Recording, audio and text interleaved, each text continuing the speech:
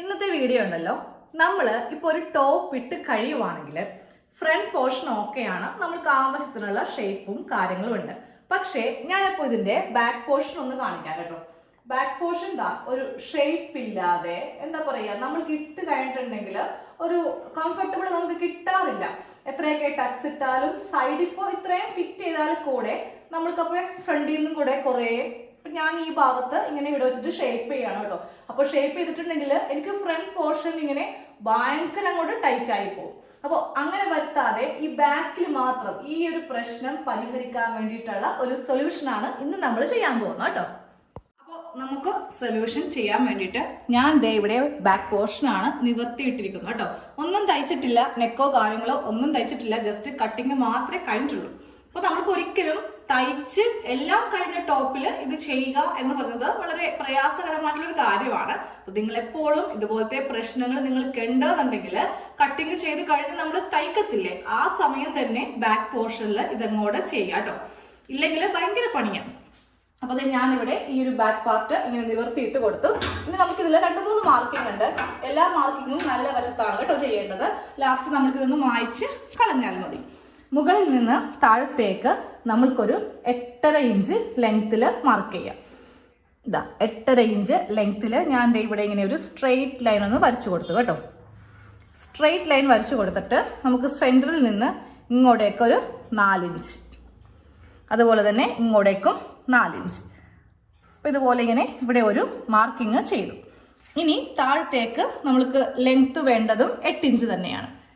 8 inch length കൊടുത്തിട്ട് ഇവിടെ ഒരു സ്ട്രെയിറ്റ് ലൈൻ ഇങ്ങനെ വരച്ച്, എന്നിട്ട് ഇവിടെയും ടക്കല്ലാട്ടോ നമ്മൾ ഇടാൻ പോകുന്നത്. ഇപ്പം നിങ്ങൾ വിചാരിക്കും സാധാ എല്ലാവരും ചെയ്യുന്ന പോലത്തെ ടക്കാണ് നമ്മൾ ഇടാൻ പോകുന്നതെന്ന്. അപ്പോൾ ഇതുപോലെ ഇങ്ങനെ 8 ഇഞ്ചിൽ വരച്ചു കൊടുത്തു. പിന്നീട് ഞാൻ 2, 4, 6 ഇവിടെ ഇങ്ങനെ 1, 2, 3, 4 മൊത്തത്തിൽ നമുക്ക് 1, 2, 3, 4, 5 മാർക്കിംഗ് ആണ് ഉള്ളത് കേട്ടോ. ഇവിടെയും ഇങ്ങനെ തന്നെ. ഓക്കെ, 1, 2, 3, 4, 5 മാർക്കിംഗ് വീതം നമുക്ക് കിട്ടിയിട്ടുണ്ട്. ഇനി ബാലൻസ് വന്നിരിക്കുന്ന തുണി സെയിം തുണി തന്നെ എടുക്കണേ, വേറെ എടുക്കരുത് കേട്ടോ. ബാലൻസ് തുണിയിൽ നിന്ന് നമ്മൾക്ക് ചെറിയ കഷ്ണം ഒന്ന് കട്ട് ചെയ്തെടുക്കണം. ബാലൻസ് തുണിയിൽ നിന്ന് ഞാൻ ചെറിയൊരു പീസ് ഇങ്ങനെ അങ്ങ് കട്ട് ചെയ്തെടുത്തേ. മൊത്തത്തിൽ ഇപ്പോൾ നമ്മളുടെ കയ്യിൽ 6 പീസ് ഉണ്ട്. ഇതിൽ 3 പീസ് വലിയൊരു വള്ളി അടിക്കാനും ബാക്കിയുള്ളത് നമ്മൾക്ക് ഇവിടെ ചെറിയൊരു സ്ട്രിപ്പ് വേണം. അപ്പോൾ ഫസ്റ്റ് ഇതുപോലെ ഇങ്ങനെ വെച്ചിട്ട് വീതി കുറച്ച് ഇതുപോലെ ഇങ്ങനെ ഒന്ന് തയ്ച്ച് എടുക്കാം. അപ്പോൾ അതെ ഞാൻ ഈ ഒരു വള്ളി ഇങ്ങനെ ഒന്ന് തയ്ച്ചെടുത്തു കേട്ടോ. എന്നിട്ട് അത് ചെറിയ പീസാക്കി ഇങ്ങനെ ഒന്ന് കട്ട് ചെയ്യാം. എന്നിട്ട് നമുക്ക് നേരെ ഇതിങ്ങനെ ഒന്ന് മടക്കി വെക്കാം. മടക്കി വെച്ചിട്ട് നമ്മളിപ്പോൾ ഇവിടെ ഇങ്ങനെ മാർക്ക് ചെയ്തിട്ടില്ലേ, ഈ മാർക്കിങ്ങിൽ ഇങ്ങനെ വെച്ച് ഇവിടെ ഒരു സ്റ്റിച്ച് കൊടുക്കുക. കുറച്ച് കൊടുത്താൽ മതിയേ, ഒരു 3/4 ഇഞ്ച് ഇങ്ങനെ വെച്ചിട്ട് ഇവിടെ ഒരു സ്റ്റിച്ച്. അടുത്ത പീസ് എടുക്കുക. അടുത്ത പീസ് എടുത്തിട്ട് അതും ഇങ്ങനെ അങ്ങ് സ്റ്റിച്ച് ചെയ്യാം. ഇപ്പറയും കൊടുക്കണം. ഇപ്പറേ കൊടുക്കുമ്പോൾ ഇങ്ങനെ വെക്കാം കേട്ടോ.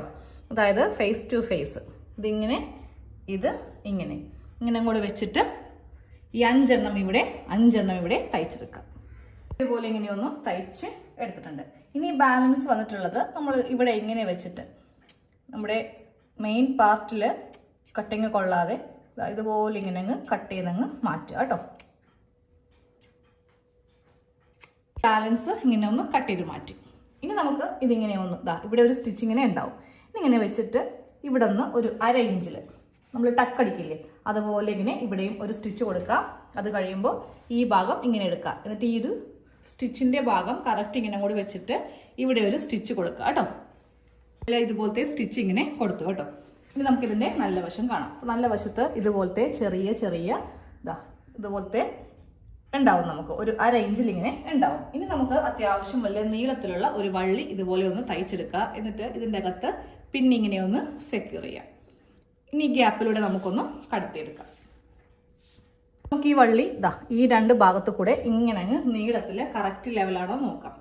എന്നിട്ട് ഇതുപോലെ ക്രോസ് ആയിട്ട് ഇവിടെ പിന്നെ ഇങ്ങനെ ക്രോസ് ആയിട്ട് ഇതിങ്ങനെ അങ്ങോട്ടും ഇങ്ങോട്ടും ക്രോസ് ആയിട്ടൊന്ന് വെച്ചു കൊടുക്കാം.